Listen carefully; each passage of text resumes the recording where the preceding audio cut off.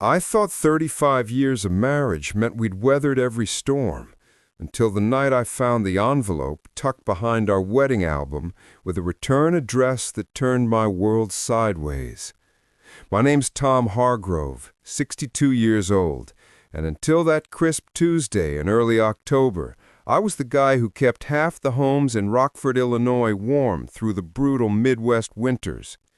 I started Hargrove Heating and Cooling right out of trade school in 1978, back when my knees didn't protest every squat, and my hands could still twist a pipe wrench without a second thought. Margaret and I bought our little brick ranch on Ridgewood Avenue the same year our oldest, Emily, took her first wobbly steps across the living room carpet. 3 kids, 2 grandbabies, and 1 stubborn beagle later, the house still carried the faint scent of the cinnamon rolls Margaret baked every Christmas morning, the ones she'd slide into the oven before the sun came up so the kids would wake to sugar and warmth. Life wasn't flashy, but it was solid, until that envelope cracked it wide open. I'd been up in the attic that afternoon, hunting for the box of Christmas lights Margaret swore was right where I left it last year. The kids were flying in from Denver and Milwaukee for Thanksgiving, and she wanted the place sparkling like it used to. I found the lights tangled in a plastic bin behind the artificial tree, but I also found something else, a faded Nike shoebox wedged between the insulation and the eaves, the kind of hiding spot you only discover when you're on your hands and knees with a flashlight. Inside was a stack of letters, all addressed to Margaret in careful, slanted handwriting I didn't recognize. The postmark stretched back 20 years. The return address read E. Caldwell, General Delivery, Madison, Wisconsin. My stomach dropped like I'd missed the last rung on a ladder. I carried the box downstairs, set it on the kitchen table where Margaret was peeling apples for pie, her silver hair pulled back with the same tortoiseshell clips she'd worn since Emily's wedding. She looked up, smiled the way she always did when I walked into a room, then saw my face, and the smile froze. "Tom, honey, what's wrong?" I opened the box, lifted the top envelope. The paper was soft from handling. "Who's E. Caldwell?" Her paring knife slipped, nicking the pad of her thumb. A bead of blood welled up, bright against the pale apple flesh. She didn't flinch. "Where did you find that?" "Attic, behind the wedding album." My voice sounded steadier than I felt, like I was reading a service manual instead of confronting the woman I'd shared a bed with for 35 years. She wrapped her thumb in a paper towel, eyes fixed on the cutting board. "It's not what you think." "Then tell me what it is." I heard the edge in my words, the same tone I used when the kids were little and tried lying about who broke the garage window with a baseball. Margaret took a slow, deliberate breath. "Sit down, Tom." I didn't sit. She did. "His name is Ethan. We met the summer Emily was 2. You were gone 3 weeks straight. Remember that big hospital retrofit in Peoria? The one that kept you overnight in a motel with no cell service? I was lonely. He was a traveling salesman, in town for a trade show at the convention center. It was one night, one mistake." The room tilted. I gripped the back of a kitchen chair so hard the wood groaned. One night produced 20 years of letters? She shook her head, the clip catching the overhead light. "I ended it the next morning before you came home. Told him I loved you, that I'd never leave my family. He wrote anyway. Said he understood, but he couldn't forget. I kept the first letter because I felt guilty. Then the second came, and the third. I told myself I'd throw them out, but I never did." I stared at the stack. 43 envelopes, some thick with multiple pages, some thin as onion skin. "You read them?" "Some, not all." She finally met my eyes, and I saw the same hazel I'd fallen for in 1976, only older, rimmed with red. "I never wrote back, Tom, not once, I swear on our children." I believed her. Margaret had never been a good liar.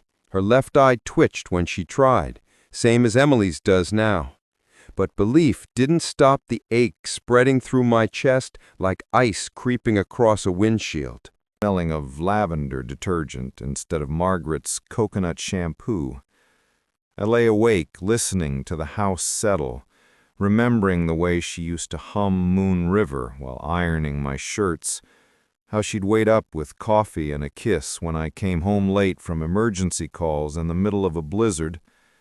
35 years of routines, now cracked open by a stranger's handwriting. The next morning, I drove to the shop early, before the sun burned off the fog. My partner, Ray, took one look at me and poured coffee into my favorite chipped mug without asking questions. We'd been friends since high school, when we rebuilt a '72 Chevy together in his dad's garage. He knew when to talk and when to shut up. I spent the day elbow deep in a boiler replacement for the Lutheran church, letting the clang of wrenches and the hiss of steam drown out the noise in my head. By evening, I was back home, sitting on the porch swing we'd bought the year Emily started kindergarten. The chains creaked in the wind. Margaret brought out 2 mugs of chamomile tea and sat beside me, leaving a careful foot of space between us, like we were teenagers on a first date.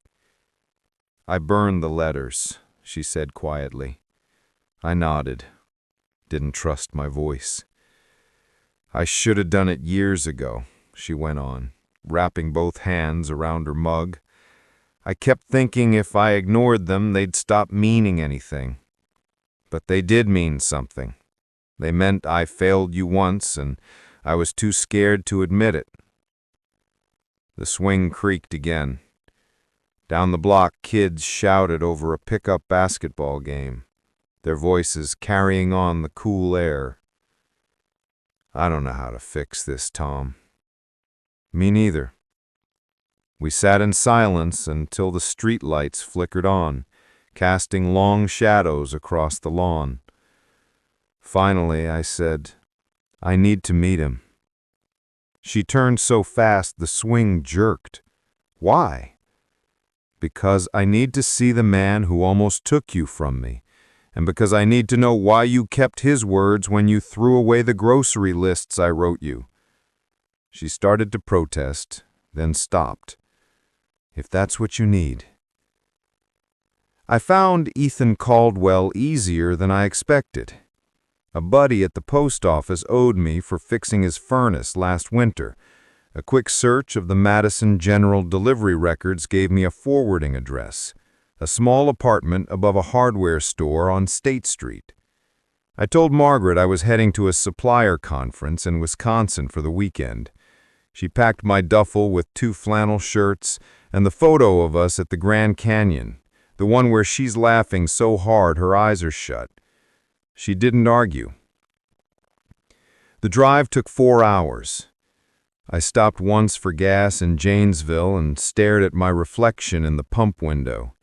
Gray hair sticking out from under my cap, crow's feet deeper than the cracks in our driveway, the same red flannel I'd worn for 20 years.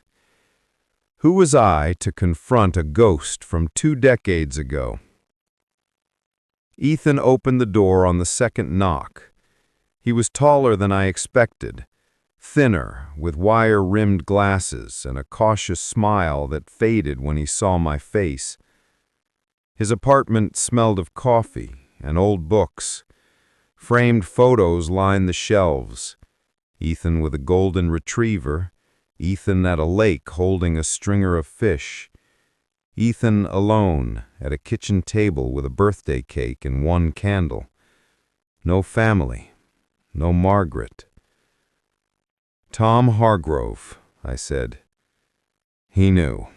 I saw it in the way his shoulders sagged, like a man who'd been waiting for the other shoe to drop for 20 years.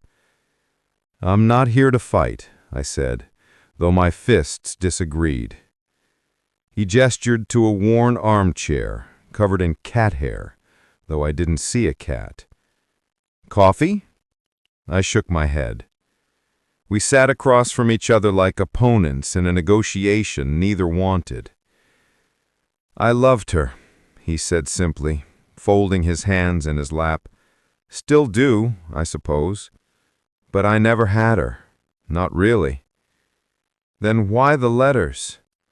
He picked up a worn paperback from a coffee table, some detective novel with a cracked spine, and turned it over in his hands. "At first I thought if I wrote enough, she'd change her mind.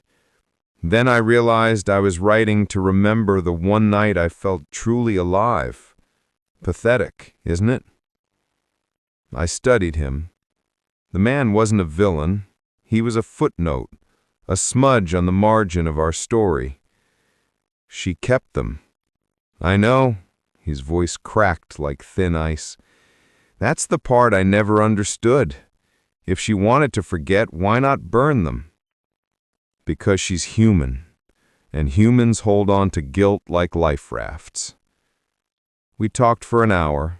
He told me about his divorce in '89, his dog that died last year from cancer, the way Margaret's laugh had stayed with him like a song he couldn't unhear. I told him about Emily's wedding in the church basement because the sanctuary was being painted. How Margaret cried when our grandson took his first steps toward her instead of me. The way she still left the porch light on when I worked late. When I stood to leave, Ethan offered his hand. It was cool, dry, trembling slightly. I shook it. Driving home, I rolled the windows down and let the cold Wisconsin air slap me awake. The anger was still there, but it had shape now, edges I could grip, instead of a fog I couldn't see through. Margaret was waiting on the porch when I pulled into the driveway at dusk. She'd raked the leaves into neat piles, the way she did every fall since the kids were little and jumped in them until they were dizzy. I cut the engine and walked over, boots crunching on gravel. "Well?" she asked, arms wrapped around herself against the chill. "He's lonely, and you're not." She searched my face, eyes wide. "That's it?" "That's everything." I took her hand, cold but steady. "I'm not saying it doesn't hurt, but 35 years isn't one night, Margaret. It's 1,000 mornings of coffee and 1,000,000 loads of laundry, and every time you held my hand when the bills piled up and the furnace in the shop went out the same week the transmission died. One mistake doesn't erase that." Tears rolled down her cheeks, catching in the wrinkles I'd watched deepen over the years. "I thought you'd lost me." "You almost did." I pulled her close, felt her tremble against my chest. "But I'm stubborn, and I love you more than I'm mad."